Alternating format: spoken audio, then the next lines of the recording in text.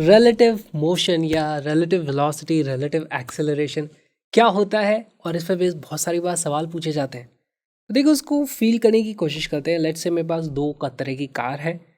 एक कार की इस तरफ वेलोसिटी है ना, v1 इसकी वेलोसिटी इस तरफ, v2 ऐसा बोला गया है। लेट्स से ये है हमारे पास कार ए, ये है हमारे पास कार बी। तो जब मैंने ये वेलोसिटी v1 v2 लिख दी है, इसका मतलब क्या है? वेलोसिटी हमेशा किसी ना किसी रेफरेंस फ्रेम के हिसाब से होती है। अगर मैंने कुछ भी नहीं लिखा है तो हमें मानना पड़ेगा ये जो वेलोसिटीज है ना v1 v2, ये है with respect to ground.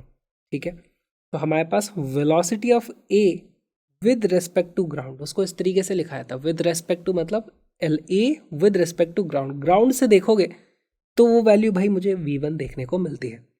Similarly मैं लिखूँगा velocity of B with respect to ground, वो मुझे v2 देखने को मिलती है। अब सवाल ये उठता है कि अगर मैं इसके अंदर बैठा हूँ, ड्राइवर बन जाऊँ, तो मुझे इस गाड़ी की स्पीड कितनी दिखेगी। और एक बात और पक्की है कि मुझे यहाँ पे जो पेड़ वेड़ होंगे, जो दुकानें होंगी, ये झाड़ी वाड़ी है, अगर हम गाड़ी में चलते हैं तो हमको ऐसा नहीं लगता कि हमारी गाड़ी आगे जा रही है, हमको क्या लगता है ये पेड़ पीछे निकलते जा रहे हैं। तो ये बहुत ही इंटरेस्टिंग फिनोमेना है ना, ये चीज़ समझो। अब यहाँ पर होता क्या है, तो जब भी हम रिलेटिव वेलोसिटी की बात करते हैं, मान लो मैं इस कार ए के रेस्पेक्ट में देखना चाहता हूँ भाई इसकी वेलोसिटी क्या है, या फिर इस पेड़ की वेलोसिटी क्या है ना, इसको मैं बोल देता हूँ दिस इज ट्री। तो इसकी वेलोसिटी v की वैल्यू 0 है ना, दिस इज c बोल देते हैं इसको। ठीक है, उसकी वेलोसिटी 0 है, वो ग्राउंड पे ही चिपकी हुई है। ओके, इसको लिख देंगे velocity of c with respect to ground is equal to 0। तो जब भी हम किसी के रेस्पेक्ट में देखने की बात करते हैं, अगर मैं इस वाली गाड़ी के रेस्पेक्ट में बात करूंगा तो इस गाड़ी को खुद की वेलोसिटी कितनी दिखाई देगी? 0। अगर मैं कार में बैठा हूं और कार चल रही है तो ऐसा थोड़ी होता है कि कार मेरे से आगे निकल गई। कार की वेलोसिटी मेरे हिसाब से 0 रहती है, कार वहीं रहती है, बाकी सब पीछे जाते हैं। तो ऐसा कैसे हो जाता है? कोई पेड़ है, पेड़ तो कहीं नहीं जाता, फिर भी वो मुझे पीछे जाता हुआ दिखता है। तो बेसिकली अगर मैं इस कार में बैठा हुआ हूँ तो इस कार की वेलोसिटी मुझे 0 दिखेगी, और वो 0 करने का एक ही तरीका है कि इसमें भाई मैं पीछे की तरफ v1 वेलोसिटी ऐड करूं। और अगर इसमें मैंने पीछे ऐड कर दिया, आगे इसकी पहले से थी, तो ये दोनों कैंसिल आउट हो जाती है। लेकिन सिर्फ आप इसमें नहीं ऐड कर सकते, आप ऐड करोगे तो सभी में v1 इस तरीके से ऐड करोगे, और वही रिलेटिव वेलोसिटी में हम यही करते हैं। तो देखो हम क्या करेंगे, हम इसमें इस तरीके से ऐड कर देंगे v1, इसमें भी इस तरीके से ऐड कर देंगे v1, इसमें भी इस तरीके से ऐड करना पड़ेगा मुझे v1। सब में हमने सेम मैग्नीट्यूड ऐड किया ना, इसमें v1 सब में सेम ऐड किया है। जैसे ही ये हुआ तो भाई इसके लिए मैं बोलूँगा टोटल वेलोसिटी इसकी 0 हो गई है। इधर v1 थी, इधर भी v1, दोनों कैंसिल आउट हो गए। ठीक, इसके लिए v1 और v2 अगर सेम होंगे तो वो भी कैंसिल आउट हो जाएंगे। कई बार ऐसा होता है ना, दो गाड़ियाँ सेम डिस्टेंस मेंटेन करते हुए चल रही हैं, तो आप जिस गाड़ी में रहते हो सामने वाली गाड़ी लगता है वो भी वहीं है, हम चल रहे हैं वो भी चल रही है, पेड़ पीछे जा रहे हैं, जबकि एक्चुअली क्या हो रहा होता है, दोनों आगे जा रही होती है, पेड़ तो वहीं बैठा है। ठीक, तो इसको मैथमेटिकली लिखने का तरीका क्या होता है, अब यहाँ पर मैं क्या कर रहा हूँ, ए के रेस्पेक्ट में देख रहा हूँ, तो मैं बात करूँगा velocity of B with respect to A, है ना। अब ये रिलेटिव वेलोसिटी है बी की विद रेस्पेक्ट टू ए, इसको लिखा जाता है V B minus we A. जो पहले है वो यहाँ आ जाएगा, जो बाद में है वो यहाँ आ जाएगा, बीच में माइनस आएगा, हमेशा यही होगा। इस पर्टिकुलर केस में देखो हमारे पास एग्जाम्पल में क्या आ जाएगा, velocity of B with respect to A, इसकी वैल्यू आ जाती है वेलोसिटी ऑफ बी। देखो यहाँ पे नीचे कुछ नहीं लिखा हुआ है, तो जब कुछ नहीं लिखा हुआ है तो इसको हम अज्यूम कर लेंगे भाई ये विद रेस्पेक्ट टू ग्राउंड रहा होगा, ये भी विद रेस्पेक्ट टू ग्राउंड रहा होगा, या एनीथिंग हो सकता है, यहाँ पे कुछ भी हो सकता है ना, बस सेम चीज़ होनी चाहिए। ठीक है, इसकी वैल्यू आ जाती है velocity of B with respect to ground कितनी थी, वो थी v2, ये हो जाता है v2 minus velocity of A with respect to ground कितनी थी, वो थी v1 माइनस v1। इस तरीके से आ गया, हमारे पास ये वैल्यू आ जाती है। देखो अगर v2 का मैग्नीट्यूड ज़्यादा होगा, मान लो ये थे हमारे पास 10, ये थे हमारे पास 6, 10 माइनस 6 हमारे पास ये 4 मीटर पर सेकेंड से इस तरफ चलती हुई दिखेगी अगर मैं कार में हूँ, कार भी चल रही है तो। सिमिलरली मैं यहाँ पे लिख सकता हूँ velocity of C with respect to A की अगर बात करूँ तो वो क्या हो जाएगा, V C minus we A. कुछ नहीं लिखा है तो आप यहाँ पे अज्यूम कर लो भाई ग्राउंड होगा। Okay, velocity of C with respect to ground कितनी थी, सी तो क्या है हमारी झाड़ी थी, ग्राउंड के रेस्पेक्ट में वो रेस्ट पे ही थी, वो कहीं जा ही नहीं रही थी, उसकी वैल्यू आ जाती है 0। Minus velocity of A with respect to ground क्या थी, तो देखो वो इस तरफ जा रही थी। अच्छा यहाँ पे सभी जगह हम मान लेते हैं भाई हमने इस तरफ पॉजिटिव डायरेक्शन लिया हुआ था, पॉजिटिव, तो यहाँ पर आ जाएगा -v1, इसकी वैल्यू आ जाती है -v1। इसका मतलब समझने की कोशिश करो, झाड़ी जो है वो ग्राउंड पे थी, रेस्ट पे थी, लेकिन अगर मैं इस कार ए के हिसाब से देखूं तो मुझे अब वो नेगेटिव में v1 की स्पीड से आती हुई दिखाई देगी। नेगेटिव यानी अगर ये पॉजिटिव है तो नेगेटिव इस तरफ है, तो इसीलिए हम जब कार में आगे चलते हैं तो हमें बाकी चीज़ें पीछे की तरफ आती हुई दिखाई देती हैं। ठीक, तो ये हमारे पास रिलेटिव वेलोसिटी का बेसिक फॉर्मूला हो गया। अब रिलेटिव वेलोसिटी में दो चीज़ें आपको लिखनी सीखनी है। पहली चीज़ तो हमने सीख ली कि भाई velocity of B with respect to A पूछा है, तो उसको हम क्या लिखेंगे, velocity of B with respect to ground minus velocity of A with respect to ground. आप इस तरीके से कर सकते हो। दूसरी चीज़ करने का तरीका क्या है, इसी को उधर ले जाओ, इसको दूसरी तरफ ले जाओ, तो क्या हो जाएगा, ये हो जाएगा velocity of B with respect to a plus velocity of A with respect to ground will become velocity of B with respect to ground. हुआ क्या यहाँ पे, कुछ भी नहीं हुआ। देखो हमारे पास velocity of B with respect to A है, फिर उसी में ऐड कर दिया velocity of A with respect to ground, तो यहाँ पर देखो ये जो नीचे था और ये पूरा का पूरा गायब हो जाता है, ये पूरा का पूरा गायब हो जाता है, बचता है V B with respect to G, है ना। इस तरीके से हमें रिलेटिव वेलोसिटीज लिखना आना चाहिए। फॉर एग्जाम्पल अगर मैं लिखूँ velocity of A with respect to कुछ नई नई चीज़ें डालो यहाँ पे p plus velocity of p with respect to q, अगर ऐसा है तो इसको हम क्या लिख सकते हैं, देखो यहाँ p डिनोमिनेटर में है, यहाँ ऊपर है, तो ये जो पूरा का पूरा है ये एज इट इज़ हमारा गायब हो जाएगा। इसकी वैल्यू लिख सकता हूँ velocity of A with respect to q। इसका भी बहुत अच्छे से फील ले लेते हैं, इसको कैसे समझना है।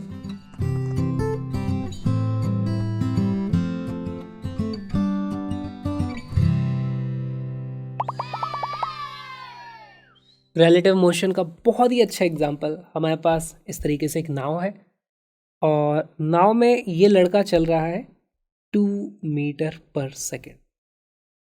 अब ये लड़का नाव पे चल रहा है, नाव के हिसाब से चलता है वो, है ना। अगर वो नहीं चलेगा, वो खड़ा रहेगा तो क्या होगा, क्या उसकी कोई वेलोसिटी होगी अगर वो नहीं चलेगा तो, यस। अगर मैं बोल दूं कि हमारी जो बोट है, बोट भी चल रही है 10 मीटर पर सेकेंड से, तो अगर ये लड़का नहीं चल रहा होता, फॉर एग्जाम्पल ये लड़की नहीं चल रही है, तो इस लड़की की वेलोसिटी अभी भी है 10 मीटर पर सेकेंड इस तरफ, क्योंकि वो नाव पे बैठी है और नाव खुद चल रही है इस तरीके से। तो इनके पहले तो नाम दे देते हैं भाई, इसको नाम दे दो ए, इसको नाम दे दो बी। ओके, बी की वेलोसिटी 0 है। तो अगर मैंने लिखा कि लड़का चल रहा है, इसका मतलब समझो लड़का चल रहा है नाव पर, है ना। इफ ए इज वॉकिंग तो हमें दिया हुआ velocity of A with respect to boat, वो मुझे दिया हुआ है 2 मीटर पर सेकेंड। बहुत अच्छे से इस तरफ मैं पॉजिटिव डायरेक्शन भी ले देता हूँ, ठीक है। अब अगर मैं ग्राउंड पे बैठ के देखूं तो मैं क्या देखूंगा कि भाई लड़का तो चल रहा था 2 से, लेकिन जिस चीज़ पे चल रहा था वो खुद इधर चल रही थी 10 से। तो अगर मैं ग्राउंड पे देख के बात करूं तो मुझे क्या लगेगा, ये लड़का चल रहा है इस तरफ 10 + 2 से, यानी कि 12 से। और वही हमने अभी लिखना सीखा भी था। देखो मैं लिखूंगा velocity of A with respect to boat plus velocity of boat with respect to ground is equal to, अगर मैं ये चीज़ कर दूं तो अभी हमने देखा था यहाँ देखो ये नीचे की तरफ बोट है, ऊपर की तरफ बोट है, तो ये पूरा का पूरा यहाँ से हमारे पास गायब हो जाएगा, ये पूरा हम उड़ा देंगे ऐसे कैसे, और हमारे पास ये वैल्यू बन जाती है velocity of A with respect to ground. ऐसा ही हो जाएगा, एग्जैक्टली यही करना है हमें। देखो velocity of A with respect to boat कितनी है, ये इस तरफ जा रहा है, इस तरफ पॉजिटिव डायरेक्शन है, इसको हम लिखेंगे भाई this is +2, plus velocity of boat with respect to ground कितनी थी, वो भी इस तरफ थी, वो थी हमारे पास 10, इसकी वैल्यू हो जाती है 12 मीटर पर सेकेंड। देखो यही आनी भी चाहिए, ये इधर चल रहा था 2 से, ना इधर चल रही थी 10 से, तो टोटल हमारे पास ऐड हो जाता है। बस यही हमें समझना था, ठीक। अच्छा एक बात बताओ, इस लड़की के बारे में क्या बोलोगे। Velocity of B with respect to ground हमारे पास आ जाएगी velocity of B with respect to boat plus velocity of boat with respect to ground. अब इस पर्टिकुलर केस में ये तो चल ही नहीं रही है, तो इसके लिए velocity of B with respect to boat की हो जाती है हमारे पास 0 plus velocity of boat with respect to ground, ये मुझे कितनी दी हुई है 10, तो ये आ जाता है मेरे पास 10 मीटर पर सेकेंड। इसको हम बोलेंगे भाई बोट चल रही थी, बोट के साथ साथ वो भी जाती चली गई, और हम इस तरीके से लिख देंगे। अच्छा, ये कोई नया फॉर्मूला नहीं हुआ है, हमने अभी तक जो देखा था उसी फॉर्मूले को घुमा फुरा करके लिख दिया गया। जैसे इसी वाले को मैं अगर थोड़ा सा रीअरेंज कर दूँ, ठीक है, velocity of A with respect to boat, अब देखो इससे उठा करके आप दूसरी तरफ ले जाओ तो इसी को रीअरेंज कर सकता हूँ। Velocity of A with respect to boat will become, ये क्या लिखा हुआ है, velocity of A with respect to ground, तो इसको मैं लिख दूंगा velocity of A with respect to ground minus ये वाली टर्म दूसरी तरफ चली जाएगी तो वो हो जाएगी velocity of boat with respect to ground. तो हमने ये जो फॉर्मूला देखा था रिलेटिव वेलोसिटी को लिखने का, उसी को घुमा फिरा करके इस तरीके से लिखा जाता है। एक फॉर्मूले में माइनस आता है, दूसरे फॉर्मूले में प्लस आता है, तो गड़बड़ नहीं करना। जब भी a with respect to b कर रहे हैं तो a माइनस b कर देना है हमें, और जब भी हमारे पास इस तरीके से ऐड हो रहा होगा और यहाँ डिनोमिनेटर और न्यूमरेटर वाली चीज़ सेम होगी तो इस वाले को गायब कर देना है। तो ये रिलेटिव वेलोसिटी को लिखने के दो तरीके हैं, सेम ही कॉन्सेप्ट है, लिखने के तरीके दो गए। इस पर बेस्ड क्वेश्चन करेंगे तो आपको सब कुछ क्लियर हो जाएगा।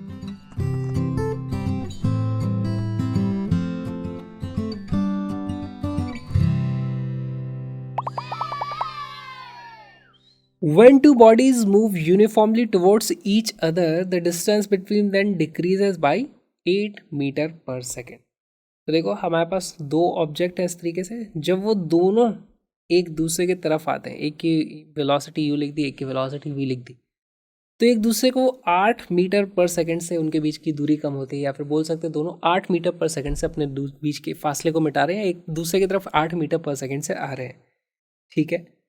If both bodies move in the same direction with different speeds, the distance between them increases by 2 metre per second. अब देखो इनमें से एक को हमें पलट देना है। अगर ये इस तरफ u से चल रहा है और अब ये इस तरफ जा रहा है v से, इस केस में हमारे पास इन दोनों के बीच का जो फासला बढ़ता जा रहा है वो 2 मीटर पर सेकेंड से बढ़ता जा रहा है। तो यहाँ पे आप साइन कन्वेंशन का ध्यान रखते हुए थोड़ा फील करने की कोशिश करो कि यहाँ पे चल क्या रहा है, और हमसे दोनों स्पीड्स पूछी गई हैं।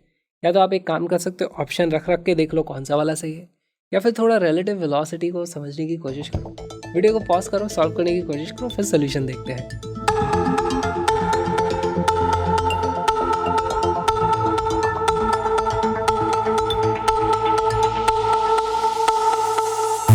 इसका करेक्ट आंसर है C 5 and 3। तो देखो यहाँ पर पहली बात तो हमें एक वेलोसिटी ऑफ अप्रोच समझनी पड़ेगी। अप्रोच, वेलोसिटी ऑफ अप्रोच क्या हो जाएगी, जब दोनों इस तरफ आ रहे हैं तो उन दोनों के बीच का फासला कम होता जा रहा है, दोनों एक दूसरे को अप्रोच कर रहे हैं, उसकी वैल्यू कितनी हो जाएगी, इस पर्टिकुलर केस में वो वाली वैल्यू हो जाती है मेरे पास u प्लस v, उसकी वैल्यू दी हुई है मुझे 8।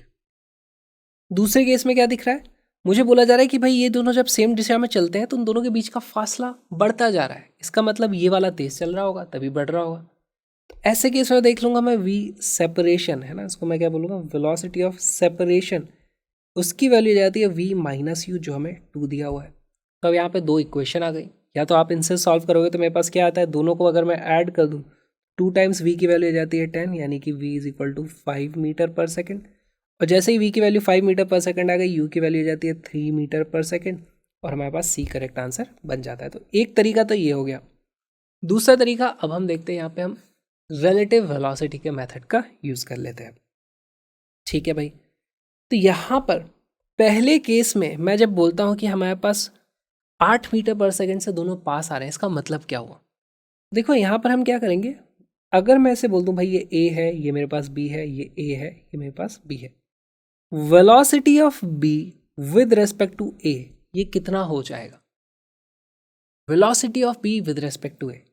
देखो पहले तो एक साइन बनाओ, इस तरफ मान लो मैंने माना हुआ है मेरे पास पॉजिटिव है, अगर a के ऊपर मैं बैठ जाऊँ है ना, देखो डिनोमिनेटर में a है तो a से हम पूछ रहे हैं a तुम बताओ तुम्हें b कैसा दिखाई दे रहा है, तो बोलेगा a कि यार वो मुझे मेरे पास आता हुआ दिख रहा है, 8 मीटर पर सेकेंड से मेरे पास आ रहा है। अच्छा पास आ रहा है मतलब उस तरफ आ रहा है, हमारे पास ये पॉजिटिव डायरेक्शन था, तो ये क्या हो गया हमारे पास, नेगेटिव डायरेक्शन। ठीक है, इसकी जो वैल्यू आने वाली है वो आ जाएगी -8 मीटर पर सेकेंड। और ये जो वैल्यू है वो कितनी आ जाती है, इस पर्टिकुलर केस में देखोगे तो वो आ जाती है velocity of B minus velocity of A के बराबर। ये तो बाई फॉर्मूला आ गया है ना, ये तो हमने फॉर्मूले के हिसाब से लिख लिया। ऑलराइट, अब ये देखो, इसको लिखने की कोशिश करते हैं। वेलोसिटी ऑफ बी कितनी है, ये था हमारे पास पॉजिटिव डायरेक्शन, तो ये हो जाता है नेगेटिव डायरेक्शन। तो इसको मैं लिखूंगा this will be equal to minus का v minus velocity of a कितनी है, वेलोसिटी ऑफ ए है इस तरफ u, यहाँ पर हम लिखेंगे u। साइन का इस्तेमाल हमें करना है, यहाँ पर हमने -8 is equal to -v minus u. देखो जब हम इस तरीके से अप्रोच कर रहे थे, यहाँ पे क्या इक्वेशन आई थी, u plus v is equal to 8। यहाँ पर क्या आ गया, -8 is equal to -v minus u. तो बेसिकली सेम ही इक्वेशन निकल के आ गया, लेकिन ये हम जो सिस्टमैटिक तरीका है रिलेटिव वेलोसिटी को सॉल्व करने का, उससे अभी कर रहे हैं। ऑलराइट, दूसरे केस में हमसे क्या बोला गया है, velocity of B with respect to A. अच्छा, अगर मैं ए से पूछूं कि भाई बी तुम्हें पास आता हुआ दिख रहा है, दूर जाता हुआ दिख रहा है, सेकंड केस में तो बोलेगा भाई मुझे दूर जाता हुआ दिख रहा है 2 मीटर पर सेकंड से। किस दिशा में दूर जा रहा है, पॉजिटिव डायरेक्शन जिधर है उधर ही जा रहा है। इसकी जो वैल्यू आने वाली है ये आएगी तो +2 मीटर पर सेकेंड। ठीक, ओके, वैल्यूज रख देते हैं। इसको टेक्निकली हम क्या बोलेंगे, v B minus we a होने वाला है ये, क्योंकि यहाँ पे velocity of b by a था, तो v B minus we a. यहाँ से हमारे पास इक्वेशन आती है +2 इज इक्वल टू, अच्छा वी बी की वैल्यू कितनी है, अब देखो ये पॉजिटिव डायरेक्शन में वी से है, तो यहाँ पे आ जाएगा वी माइनस हमारे पास वी ए की वैल्यू कितनी है, ये तो अभी भी जा रहा है यू से, तो ये हो जाएगा यू। तो हमारे पास जो दो इक्वेशन थी v minus u is equal to 2 वो यहाँ भी आ गई, और u plus v is equal to 8 वो यहाँ भी आ गई। तो इससे भी अगेन हमारे पास सेम ही आंसर आने वाला है, आंसर सेम आएगा। यहाँ पर हमने अप्रोच एंड सेपरेशन का मेथड यूज़ किया, यहाँ पर हमने जो हमारे पास रिलेटिव वेलोसिटी के फॉर्मूले हैं उसका इस्तेमाल किया। इस तरीके से हम क्वेश्चन को सॉल्व करेंगे।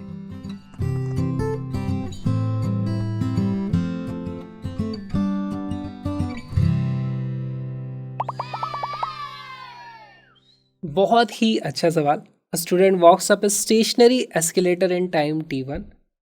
If he remains stationary on the same moving escalator, then the escalator takes him up in time t2. The time taken by him to walk up on the moving escalator will be. तो ये बहुत ही अच्छा सवाल है। देखो इसमें होगा क्या, हमारे पास इस तरीके से मान लो एक एस्केलेटर है। अब एस्केलेटर है का मतलब ये है कि भाई हमें इस पॉइंट से दूसरे पॉइंट तक जाना होता है, जिसमें कभी मैं चलता हूँ, कभी एस्केलेटर चलता है, कभी हम दोनों चलते हैं। लेकिन जो चीज़ कॉमन रहने वाली है कि भाई इसका जो डिस्टेंस है वो x रहने वाला है। ऐसा तो है नहीं कि एस्केलेटर भी चलेगा, मैं चलूँगा तो मैं सीधे सेकंड फ्लोर पे पहुँच जाऊँगा। डिस्टेंस हमें उतना ही चलना है, टाइम अलग अलग लगता है। ऑलराइट, अब यहाँ पे रिलेटिव वेलोसिटी का फॉर्मूला हम यूज़ करेंगे। कैसे यूज़ करेंगे, देखो एक समय में वेलोसिटी सिर्फ मेरी है, एक समय में सिर्फ एस्केलेटर की वेलोसिटी है, और जब दोनों की वेलोसिटी ऐड हो जाएगी तब समय कम ही लगना चाहिए। इस तरीके से आप पहले तो ऑप्शन एलिमिनेट भी कर सकते हो कि समय की वैल्यू कम किस में आती है। तो यहाँ पे ये ऑप्शन इन्हें बना दिया है ना, इससे मुझे देख के पता चल रहा है यार ये भी पॉसिबल तो है। ऑलराइट, तो यहाँ पे मैं स्मार्ट गेसिंग उतना जल्दी कर नहीं पाऊंगा, लेकिन मैं इसको सॉल्व करूँगा। थोड़ा सा कोशिश करो, वीडियो को पॉज करो, सॉल्व करने की कोशिश करो।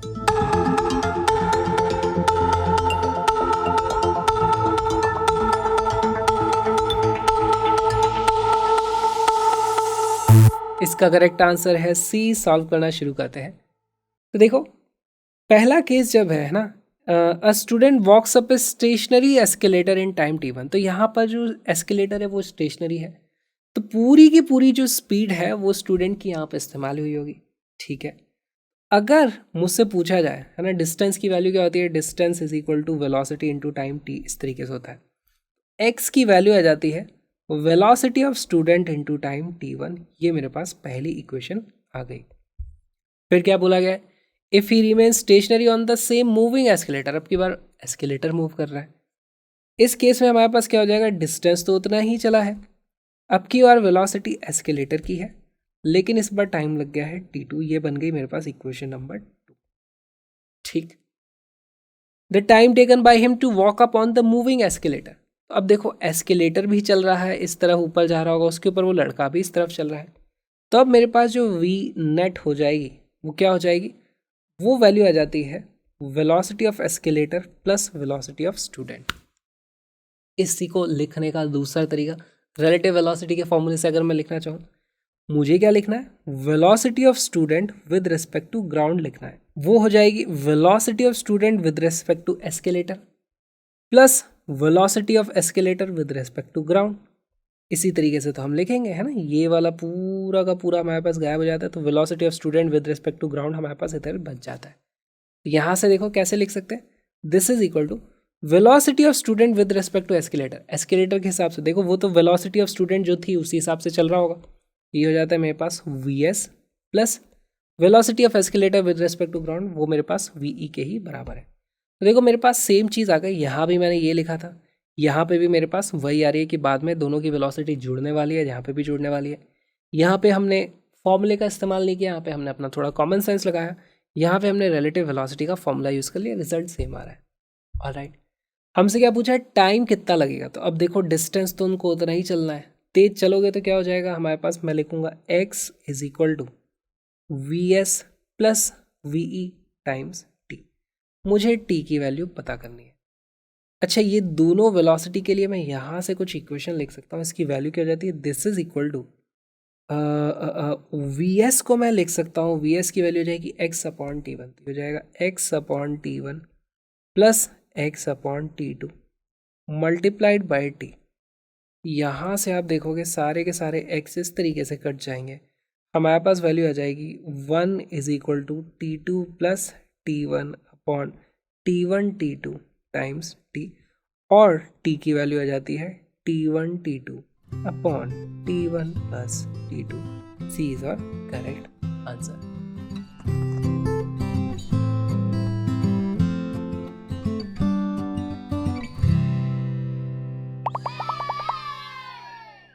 A bus is moving with a speed of 10 meter per second on a straight road. A scooterist wishes to overtake the bus in 100 seconds.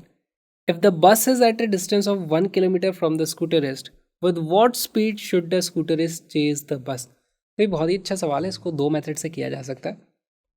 एक मेथड रिलेटिव वेलोसिटी वाला है, दूसरा वाला उसमें कोई रिलेटिव वेलोसिटी का इस्तेमाल नहीं करते। हमारे पास यहाँ पे है स्कूटर और यहाँ पे है बस, और दोनों के बीच में हमारे पास जो फासला है वो कितना है, 1 किलोमीटर। ठीक है, हमसे क्या बोला जा रहा है कि बस की स्पीड है, बस is moving with 10 metre per second, तो इस तरफ जा रही है 10 मीटर पर सेकेंड से। हमसे स्कूटर की स्पीड पूछी है v, मान लो ये v हो जाता है, और हमसे बोला गया है कि 100 सेकेंड में ओवरटेक करना चाहता है। तो बेसिकली 100 सेकेंड में ये यहाँ कहीं पहुँचेगी, इसको यहाँ से यहाँ पहुँचना होगा, है ना। तो ये यहाँ से यहाँ पहुँच गए भाई, t is equal to 100 second, ये हो गया। तो एक तरीका तो ये हो जाएगा, आप ऐसा करो t is equal to 100 second में इसने कितना डिस्टेंस ट्रैवल किया, उसमें आप 1 किलोमीटर और ऐड कर दो, दोनों ऐड हो जाएंगे। उसके बाद आप इसकी स्पीड के हिसाब से देख लेना भाई 100 सेकंड में ये भी वहाँ तक पहुँचना चाहिए। दूसरा तरीका हो जाएगा रिलेटिव वेलोसिटी का। एक बार वीडियो को पॉज करो, सॉल्व करने की कोशिश करो, फिर हम सोल्यूशन देखते हैं। दोनों तरीके से ट्राई करना है ना।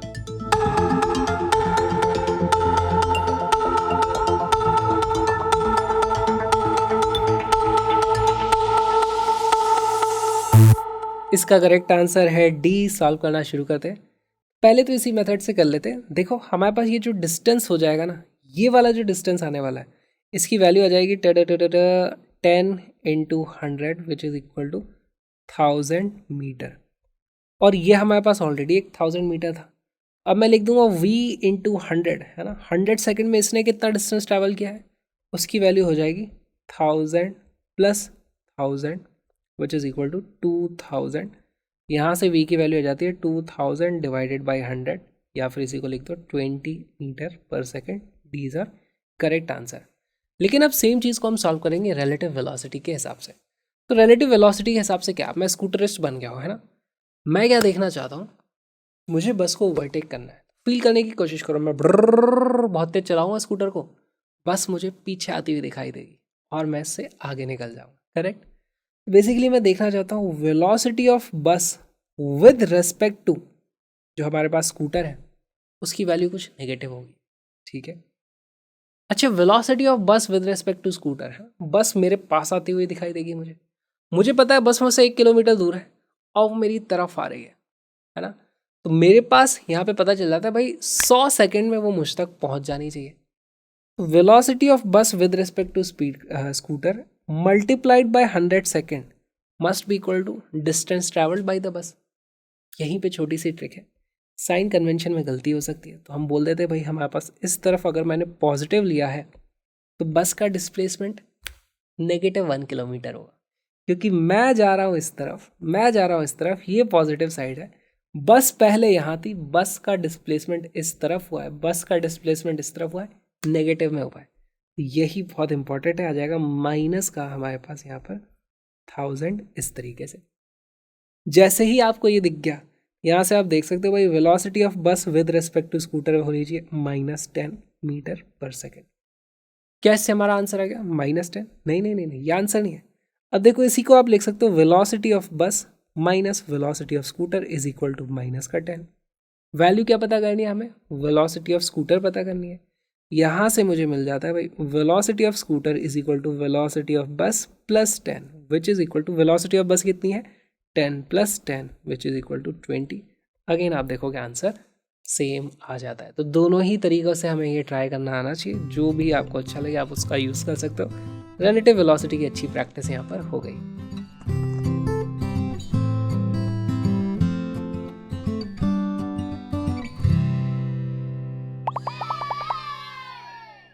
A train of 150 meter long is going towards north direction at a speed of 10 meter per second. A parrot flies at a speed of 5 meter per second towards south direction parallel to the railway track. The time taken by the parrot to cross the train. अब इस question को ना आप अच्छे से diagram बनाओ और solve करने की कोशिश करो, फिर सोल्यूशन देखते हैं।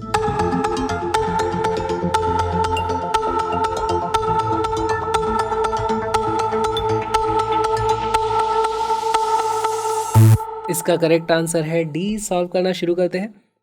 तो हमारे पास ये एक ट्रेन है। पहली बात तो जब भी नॉर्थ साउथ ईस्ट वेस्ट आए तो हमेशा नॉर्थ ऊपर रहेगा, साउथ इधर आएगा, ईस्ट किधर आएगा, ईस्ट इधर आएगा, वेस्ट इधर आएगा, हमेशा ऐसा होना है, ठीक है। नहीं तो आपसे गड़बड़ हो सकती है। मैप में भी आप देखो, गूगल मैप में ऐसा ही दिखता है।